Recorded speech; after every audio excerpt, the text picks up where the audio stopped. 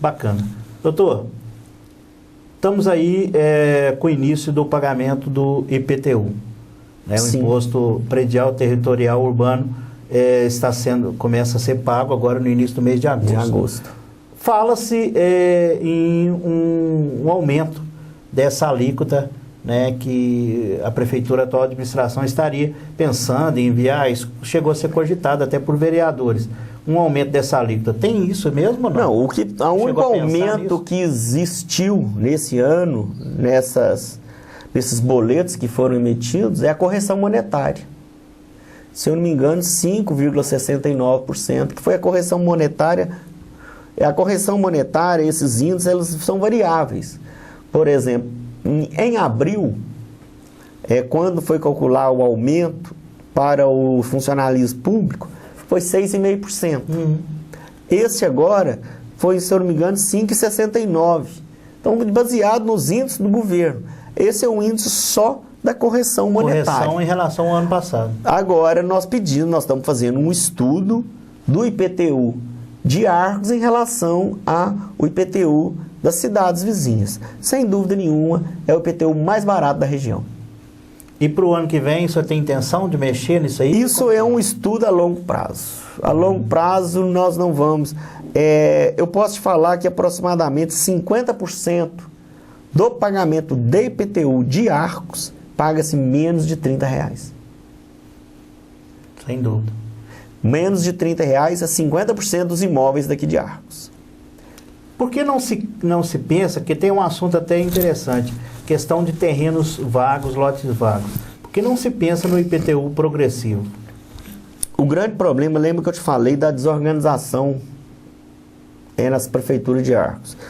A correção monetária, que é obrigação de todo prefeito dar nas suas taxas, tinha mais de 10 anos que ela não era feita.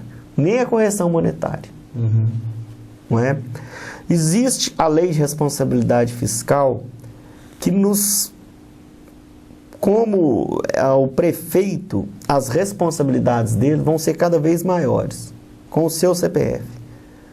E nessa lei de responsabilidade fiscal, ela deixa bem claro um assunto em relação à renúncia de receita.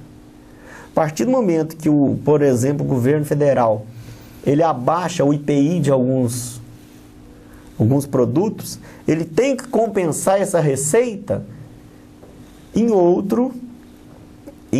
com outra receita. Mas o governo federal ele consegue fazer isso. Mas não é o caso do nosso. Então, o mínimo que eu tenho que fazer é me resguardar como administrador público e seguir a lei de responsabilidade fiscal. Então, o ITBI nosso, eu fui notificado pela própria Procuradoria Municipal nossa, falando que o ITBI, a nossa planta, ela é algo em torno de 10%, 15% do valor real. Isso é complicado. Então, nós tentamos chegar, não próximo do valor real, mas chegar entre 60% a 70% do valor real.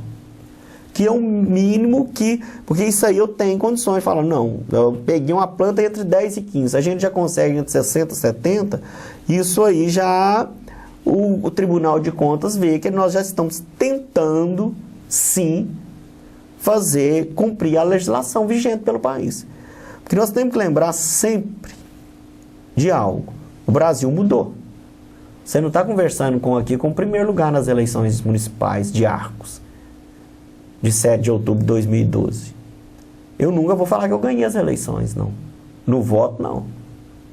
Mas, para ser prefeito de uma cidade, além de ser o primeiro lugar na eleição, ser o mais votado, exige várias outras atributos e responsabilidades, que o primeiro não cumpriu com elas, e nós cumprimos. Por isso é que nós estamos conversando.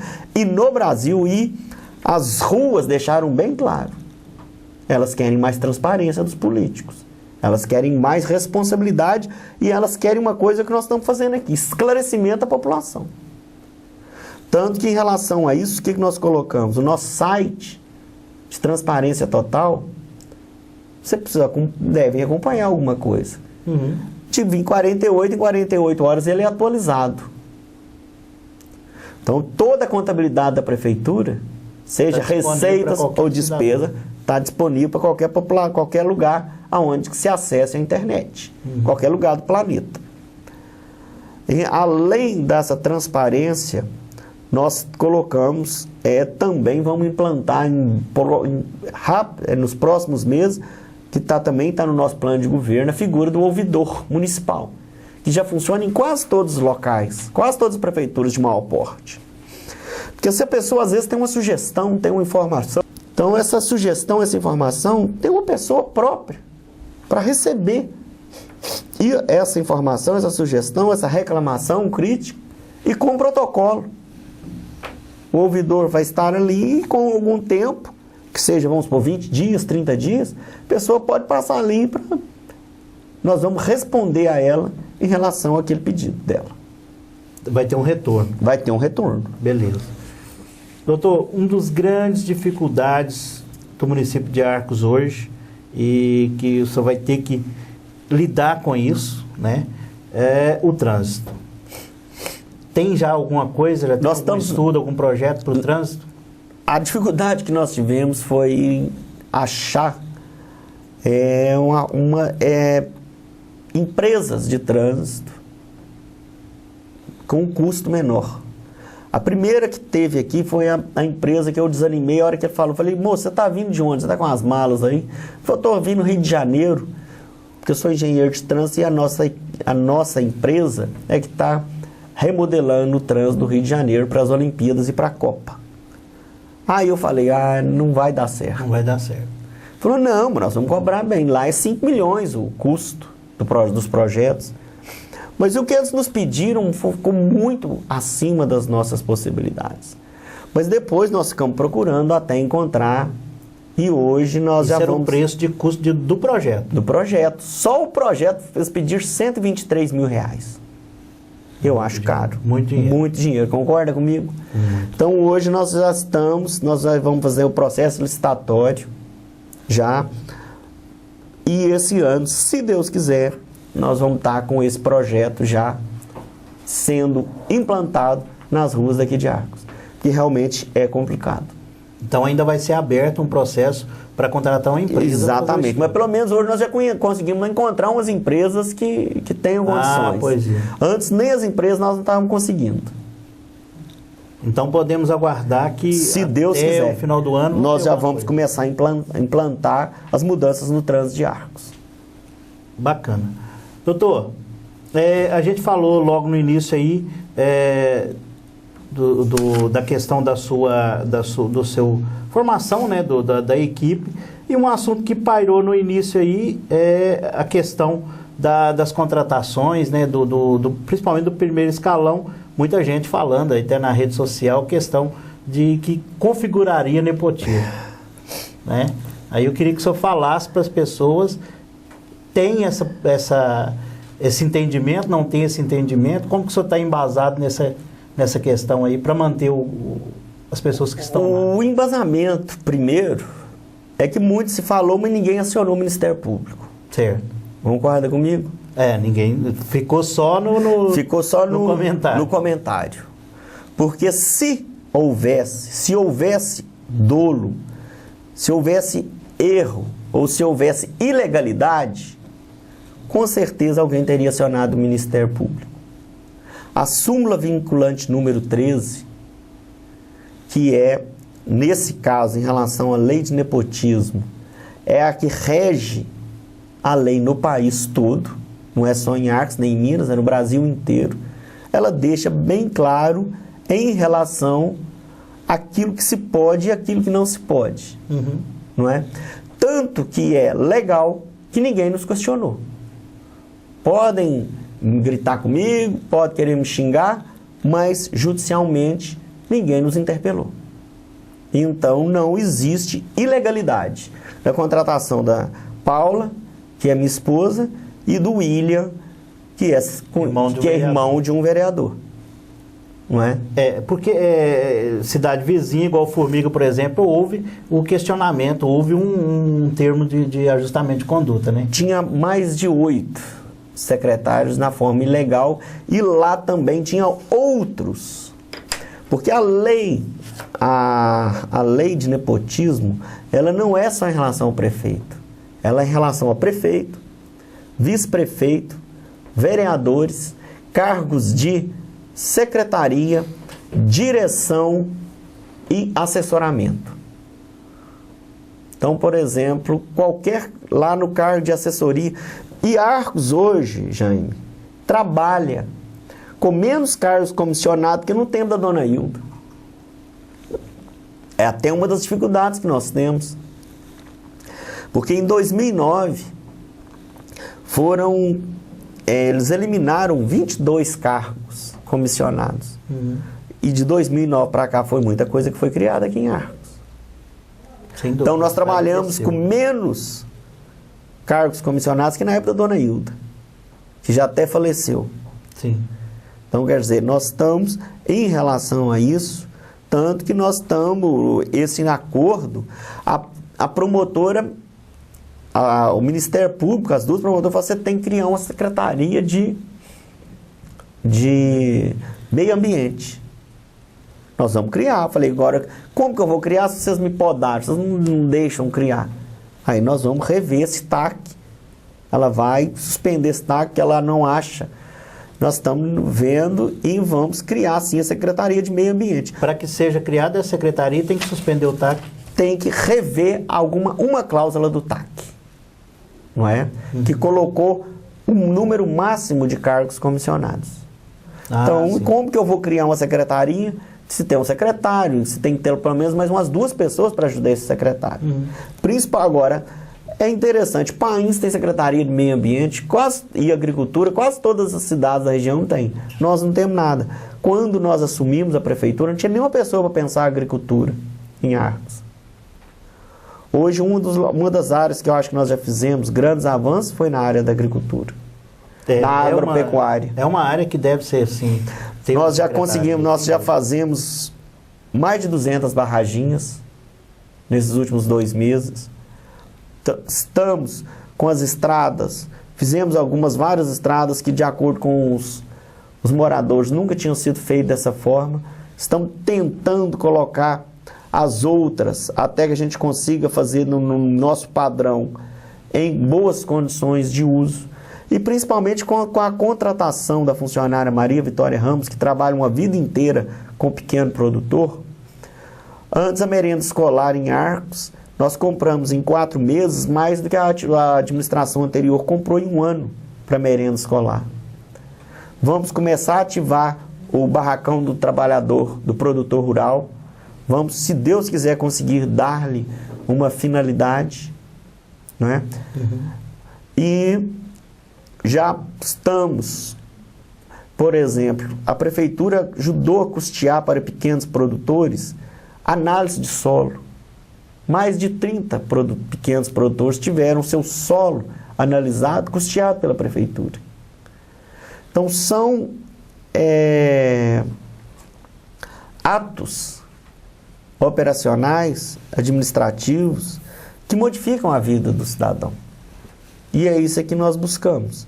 Fazer com que a gente cada vez mais consiga modificar a vida do cidadão arcoense. Seja na área da saúde, que nós já falamos, seja na educação, nós já falamos de PUC, de IFMG, de devolução de 6º ao 9º ano, das obrigações do pró-infância, das obrigações de 4, 5 anos, de 0 a 3 anos, sobre novas creches. Não falei ainda, porque é uma das minhas tristezas, que eu não vou conseguir aumentar as escolas do jeito que eu gostaria para a gente colocar educação de tempo integral já para o ano que vem. Por quê? Nós vamos ter um impacto grande em acertar o atraso, o que não foi pago aos professores pelo piso. Qual vai ser o impacto nas contas públicas? Então nós precisamos estar, e é uma obrigação da prefeitura e um direito dos professores. Nós só vamos conseguir melhorar o ensino a partir do momento que a gente melhorar a remuneração do professor. Isso está no nosso plano de governo. E vamos fazer isso já a partir de agosto. Então, essa questão da ampliação das escolas para o tempo integral, né, a continuidade nas que já existem, vai atrasar um pouco. Vai atrasar um pouco devido a esse problema. Porque esse vai dar, sem dúvida nenhuma, um impacto só nesse ano com o aumento dos professores de agosto a dezembro e com o que vai fazer de acerto do Pra Trás Mente, aproximadamente R$1 milhão. Com R$1 milhão dava para mexer em 3 escolas, que era o nosso sonho. Mas a hora que nós vimos esse impacto, eu falei, vamos devagar com a Andor, não é? Porque nós não vamos conseguir resolver tudo de uma vez. E a gente eu sou como médico e como plantonista durante muitos anos, eu tenho bem dentro de mim o que é emergência, o que é urgência e o que pode ser eletivo. A emergência a gente vê outras. Hoje é o acerto com esses professores, que é direito deles. É isso aí, tem que fazer, não tem jeito, né? E como você disse antes, uma das secretarias que nós conseguimos fazer muita coisa em Arcos também é a Secretaria de Cultura, Esporte, Lazer e Turismo. Nós recebemos o Serginho, né, que é o secretário Sérgio Garibaldi aqui, deu uma entrevista e realmente o trabalho da Secretaria de Cultura tem sido muito bem visto na administração atual, né, doutor? Nós tivemos um carnaval que foi excelente, a Festa do Trabalhador muito elogiada, tivemos o Dia da Padroeira, o Dia da Cidade, com o show de César Menotti Fabiano, que tinha lá, se eu não me engano, umas 10 mil pessoas. Tivemos os gyms, os gengues, tivemos várias exposições na Casa de Cultura itinerante na ilha e no São Domingos. E além do mar, vamos ter a primeira Semana da Cultura de Arcos, que vai ser agora, em agosto, com o primeiro Festival da Canção de Arcos. O Feste Arcos? Né? O Feste Arcos, que por exemplo, o Mongol, eu tive o prazer de conhecê-lo anteontem.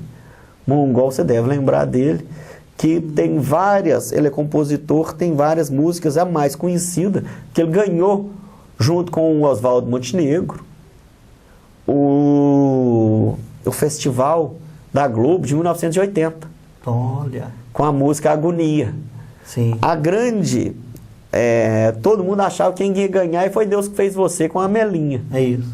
Mas normalmente, às vezes, os festivais, a melhor fica sempre em segundo. Geralmente é. Às vezes em segundo. Porque o próprio Mongol achava que quem ganharia Ele falou comigo, nós achamos que quem ganharia. A hora que eles pegavam lá segundo, nós já fomos embora. Aí eles falaram, não, peraí, onde é que vocês vão? Vocês é que ganharam. Interessante. Então, o Mongol vai estar aqui. Está participando do festival. Zé Beto, Marinho Sam, vários grandes compositores desse circuito alternativo, do circuito dos festivais vão estar aqui em Arcos. E eu tenho certeza que vai ser uma experiência muito boa para todos nós. Tá certo. Dá um abraço para o Serginho, conversando até com ele recentemente e falando realmente desse trabalho aí, né, sendo um músico, eu acho que um dos secretários mais acertados do seu governo realmente foi o Sérgio Garibaldi, com certeza. Doutor, 2 assuntos para a gente finalizar. Esses são o calo, às vezes, no sapato do administrador de Arcos, e o senhor não conseguiu fugir deles, pelo menos por enquanto, né? 2 assuntos. Cães de rua, né? Projeto aí que já está em andamento, parece que vai ter um desfecho agora. As castrações, que seria a primeira ação, né? Para tentar eliminar esse flagelo que são os cães de rua em Arcos e também em todas as outras cidades, né? Como que está isso aí? Vai ter ação agora?